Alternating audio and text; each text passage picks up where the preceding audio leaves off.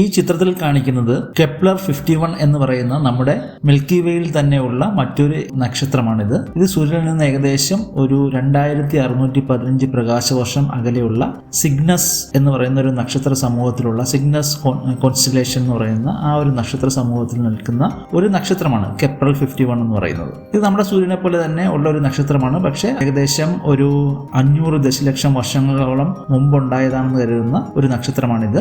ഈ സിഗ്നസ് എന്ന് പറയുന്ന നക്ഷത്ര സമൂഹം എന്ന് പറയുന്നത് മലയാളത്തിൽ ഈ നക്ഷത്ര രാശിയെ ജായര എന്നാണ് പറയുന്നത്. ഒരു പറക്കുന്ന ഒരു അരയന്നം പോലെ തോന്നുന്ന ഈ ഒരു നക്ഷത്ര സമൂഹത്തിലാണ് ഈ കെപ്ലർ ഉള്ളത്. ഈ കെപ്ലർ 51-ന് 3 ഗ്രഹങ്ങളുണ്ടെന്നാണ്, എക്സോ പ്ലാനറ്റുകൾ ഉണ്ടായിരുന്നാണ് കരുതിയിരുന്നത്. കെപ്ലർ 51b, C, D എന്നുള്ള പേരിൽ 3 ഉണ്ടെന്നാണ് കരുതിയിരുന്നത്. വളരെയധികം ചെറിയ സാന്ദ്രത ഉള്ളത് കൊണ്ട് ഇതിനെ ഒരു പഫി ആയിട്ടുള്ള എക്സോ പ്ലാനറ്റ്, അതായത് സൂപ്പർ പഫുൾ ആയിട്ടാണ് ഈ 3 കരുതിയിരുന്നത്. അപ്പം റീസെന്റ് ആയിട്ടുള്ള ഒരു സ്റ്റഡി പറയുന്നത് ഈ ഒരു നക്ഷത്രത്തിന് മറ്റൊരു ഗ്രഹം കൂടി ഉണ്ടെന്ന് പറയുന്ന ഒരു സ്റ്റഡിയാണ് റീസെന്റ് ആയിട്ട് പബ്ലിഷ് ചെയ്തത്. അതിനെപ്പറ്റിയാണ് ഞാൻ പറയുന്നത്.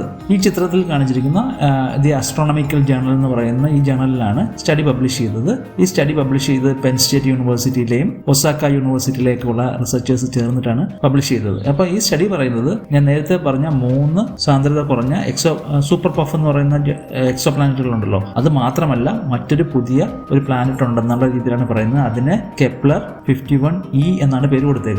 ഈ ഒരു പ്ലാനറ്റിനെ കണ്ടെത്താനായിട്ട് അവർ ജെയിംസ് വെബ് ടെലസ്കോപ്പിന്റെ ഡേറ്റയൊക്കെയാണ് അവർ അനലൈസ് ചെയ്തിരുന്നത്. ഈ ഡേറ്റ അനലൈസ് ചെയ്തിരുന്നപ്പം നേരത്തെ ഉള്ള 3 ഗ്രഹങ്ങളുടെ ഒരു സഞ്ചാര സമയമുണ്ടല്ലോ, അതിനെപ്പറ്റിയുള്ള കണക്കുകളിലൊരു ചെറിയ വ്യതിയാനങ്ങൾ വരുന്നതായിട്ട് അത് മനസ്സിലാക്കുകയും അപ്പം മറ്റൊരു മാസിന്റെ പ്രസൻസ് അല്ലെങ്കിൽ മറ്റൊരു എക്സോ പ്ലാനറ്റിന്റെ പ്രസൻസ് അത്തരത്തിലാണ് അവർ കണ്ടെത്തിയെന്നാണ് പറയുന്നത്. പ്രത്യേകിച്ച് അവർ കെപ്ലർ 51 എന്ന് പറയുന്ന ആ ഒരു എക്സോ പ്ലാനറ്റിന്റെ ഒരു മുമ്പ് ഉണ്ടായിരുന്ന 3ാമത്തെ ഗ്രഹത്തെ പറ്റി പഠിച്ചുകൊണ്ടിരുന്നപ്പോഴാണ് അത് മുമ്പ് പ്രവചിച്ച മുമ്പ് എസ്റ്റിമേറ്റ് ചെയ്തിരുന്നതിനേക്കാൾ 2 മണിക്കൂർ മുമ്പ് അതിന്റെ ഒരു സംക്രമണം സംഭവിക്കുന്നതായിട്ട് അവർ മനസ്സിലാക്കി. പ്രത്യേകിച്ച് ജെയിംസ് വെബ് ടെലസ്കോപ്പിന്റെ ഡേറ്റ അനലൈസ് ചെയ്തപ്പോൾ. അപ്പോൾ അതിനുള്ള കാരണം എന്താണെന്ന് അവർ നോക്കാനായിട്ട് മറ്റ് ചില ലാൻഡ് ബേസ്ഡ് ടെലസ്കോപ്പും പിന്നെ നാസയുടെ തന്നെ കെപ്ലർ, ടെസ് തുടങ്ങിയ ടെലസ്കോപ്പുകളുടെയും ഹബിൾ എന്ന് പറയുന്ന ബഹിരാകാശ ദൂരദർശനുണ്ട്, അതിന്റെ ഡേറ്റയും പിന്നീട് അപ്പാച്ചെ പോയിന്റ് ഒബ്സർവേറ്ററി എന്ന് പറയുന്ന ലാൻഡ് ബേസ്ഡ് ആയിട്ടുള്ള APO എന്ന് പറയുന്ന ഒരു ഒബ്സർവേറ്ററി ഉണ്ട്, അതിന്റെ ഡേറ്റയും പിന്നെ പലോമർ ഒബ്സർവേറ്ററി ഉണ്ട്. ഇത്തരത്തിലുള്ള ഡേറ്റ, ഭൂമിയിലുള്ള നിരീക്ഷണ കേന്ദ്രങ്ങളുടെ ഡേറ്റയൊക്കെ ഉപയോഗിച്ച്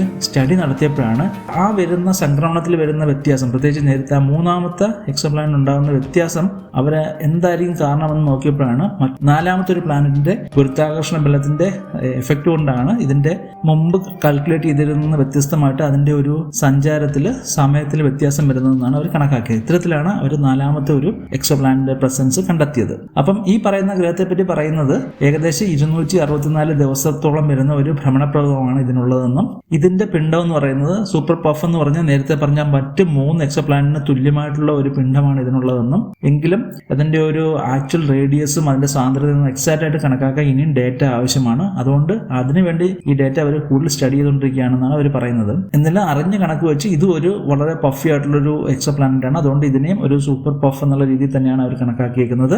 മാത്രമല്ല ഇതിന്റെ ഒരു പ്രത്യേകത എന്ന് പറഞ്ഞാൽ ഈ കെപ്ലർ 51ന്റെ ഒരു സഞ്ചാര മാർഗം എന്ന് പറയുന്നത് നമ്മുടെ സൂര്യനിൽ നിന്ന് നമ്മുടെ ഭൂമി എത്രത്തോളം അകലെയാണോ അതുപോലെ തന്നെ വാസയോഗ്യമായിട്ടുള്ള ഒരു മേഖലയ്ക്കുള്ളിലാണ് അത് സ്ഥിതി ചെയ്യുന്നത് എന്നാണ് പറയുന്നത്. അതിന്റെ ഒരു ഭ്രമണപഥം മനസ്സിലാക്കിയെടുത്തോളം കൂടുതൽ ഗ്രഹങ്ങൾ അവിടെ ഉണ്ടാകാനുള്ളതും വളരെ സങ്കീർണമായിട്ടുള്ള ഗുരുത്വാകർഷണത്തിന്റെ ഒരു ഇടപെടലുകളും ഒക്കെ അവിടെ ഈ ഡേറ്റ അവർ അനലൈസ് ചെയ്തപ്പോൾ മനസ്സിലാക്കിയപ്പോൾ കൂടുതൽ എക്സോ പ്ലാനറ്റുകൾ ഈ കെപ്ലർ 51 ഉണ്ടാകാനുള്ള സാധ്യതയെ അവർ പറയുന്നുണ്ട്. ഭൂമിക്ക് തുല്യമായിട്ട് വാസയോഗ്യമായിട്ടുള്ള മറ്റു എക്സോ പ്ലാനറ്റുകളെ പറ്റിയുള്ള സ്റ്റഡി നടത്തുന്ന ഒരു ഗ്രൂപ്പാണിത്. അവർ നോക്കുന്നത് എത്രത്തോളം വാസയോഗ്യമാണ് എന്നുള്ള രീതിയിലും അതിന്റെ ഒരു അന്തരീക്ഷ ഘടനയൊക്കെ പഠിക്കാനായിട്ട് അവർ JSWST ഉണ്ടല്ലോ, നമ്മുടെ ജെയിംസ് വെബ് സ്പേസ് ടെലസ്കോപ്പിന്റെ ഡേറ്റയൊക്കെ അവർ വിശകലനം ചെയ്തുകൊണ്ടിരിക്കുകയാണ്. കൂടുതൽ സ്റ്റഡികൾ ഇതുകൊണ്ട് ബന്ധപ്പെട്ട് വരുമെന്നൊക്കെയാണ് അവർ പറയുന്നത്. അപ്പം നിങ്ങൾക്ക് ഈ സ്റ്റഡി ഇഷ്ടമായെങ്കിൽ എൻ്റെ ചാനലിലുള്ള മറ്റു വീഡിയോകൾ നോക്കുക. ഇത്തരത്തിലുള്ള ഇൻട്രസ്റ്റിംഗ് ന്യൂസുകൾ ഇഷ്ടമാണെങ്കിൽ എൻ്റെ ചാനൽ ഒന്ന് സപ്പോർട്ട് ചെയ്യുക, സബ്സ്ക്രൈബ് ചെയ്യുക. മറ്റൊരു അവസരത്തിൽ മറ്റൊരു വീഡിയോയുമായിട്ട് ഞാൻ വീണ്ടും നിങ്ങളുടെ അടുത്തേക്ക് വരാം. അതുവരെ നന്ദി, നമസ്കാരം.